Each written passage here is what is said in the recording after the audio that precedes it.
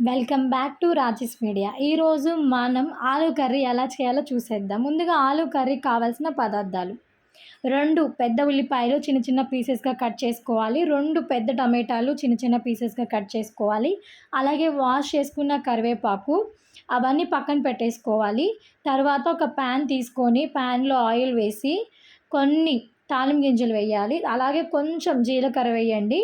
మొత్తాన్ని కూడా ఆయిల్‌లో మంచిగా వేయించాలన్నమాట. వేయించి వాష్ చేసి పెట్టుకున్న కరివేపాకు కూడా వేసి వేయించండి. మొత్తాన్ని బాగా వేయించిన తర్వాత మనం చిన్న పీసెస్‌గా కట్ చేసుకున్న ఉల్లిపాయలను వేసి వేయించండి. మంటను మాత్రం సిమ్‌లోనే పెట్టండి, ఎందుకంటే అడుగంటుకుంటుంది. అలాగే కొంచెం చిటికెడంత పసుపు వేయండి కలర్ కోసం. కర్రీ అనేది మంచిగా కలర్‌ఫుల్‌గా కనిపిస్తుంది పసుపు వేయడం వల్ల.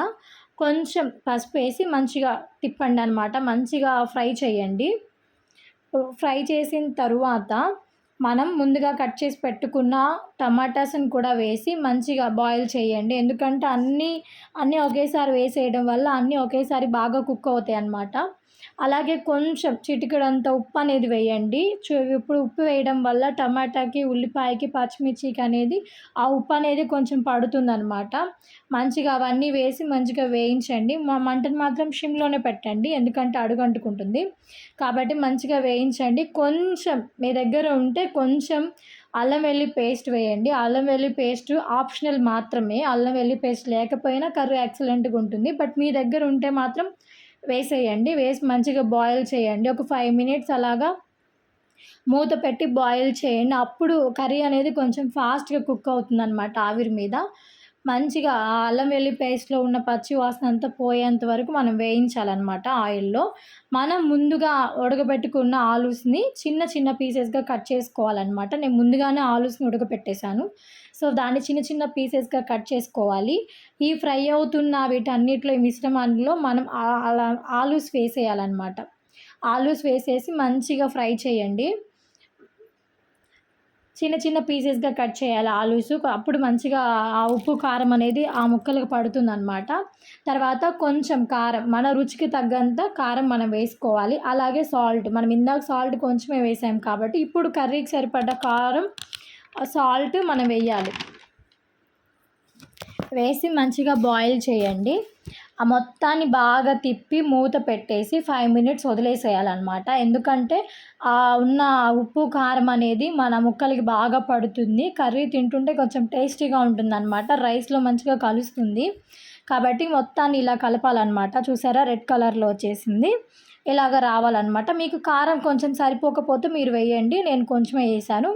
తర్వాత కొంచెం వాటర్ యాడ్ చేయండి. ఎందుకంటే వాటర్ వల్ల మనకు కొంచెం గ్రేవీ వస్తుందన్నమాట. రైస్ తినడానికి గానీ, చపాతీలో తినడానికి గానీ వాటర్ యాడ్ చేసి లైట్‌గా అనమాట, కొంచెం ఒక అర గ్లాస్ వాటర్ పోయండి చాలు, అంతే.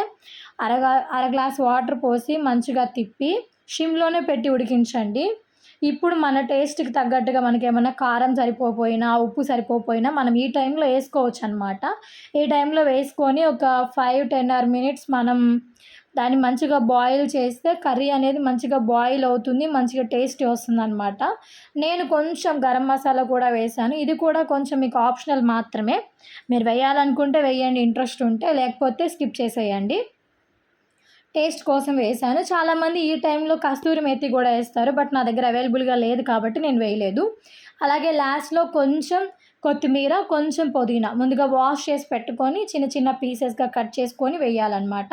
మంచిగా టేస్ట్ వస్తుందన్నమాట. ఈ పుదీనా గానీ కొత్తిమీర గానీ వేస్తే కర్రీ స్మెల్ బావుంటుంది. మంచిగా టేస్ట్ వస్తుందన్నమాట. వాటన్నిటిని బాగా ఒక 5 మినిట్స్ సిమ్‌లో పెట్టి బాగా వేయించండి. అంటే బాయిల్ చేయండి. ఆ ఫ్లేవర్స్ అన్నీ కూడా కర్రీకి బాగా పడతాయన్నమాట. ఈ కర్రీ మనం చపాతీలో గానీ, రైస్‌లో గానీ మనం తినొచ్చనమాట. ఎందుకంటే చాలా టేస్టీగా ఉంటుంది, గ్రేవీగా ఉంటుందన్నమాట. చాలామంది పరోటాలో గూడా ట్రై చేస్తారు. చాలా బావుంటుంది. మీరొకసారి ట్రై చేయండి కర్రీని. ఇప్పుడు మనం కారం సరిపోయిందా లేదో చూసుకున్న తర్వాత ఇప్పుడు కొంచెం మనం హై ఫ్లేమ్‌లో పెట్టాలి కర్రీని. ఎందుకంటే కర్రీలో నుంచి ఇలా వాటర్ బుడగలు బుడగలుగా రావాలన్నమాట. పైన ఆయిల్ అనేది తేలాలి. అప్పుడు మనకు మంచిగా కుక్ అయినట్టనమాట. ఈ వీడియో కానీ మీకు నచ్చితే మీ ఫ్యామిలీ అండ్ ఫ్రెండ్స్ అందరికీ షేర్ చేయండి. ఇంకా ఇలాంటి మంచి మంచి వీడియోస్ మన ఛానల్లో ఉంటాయి.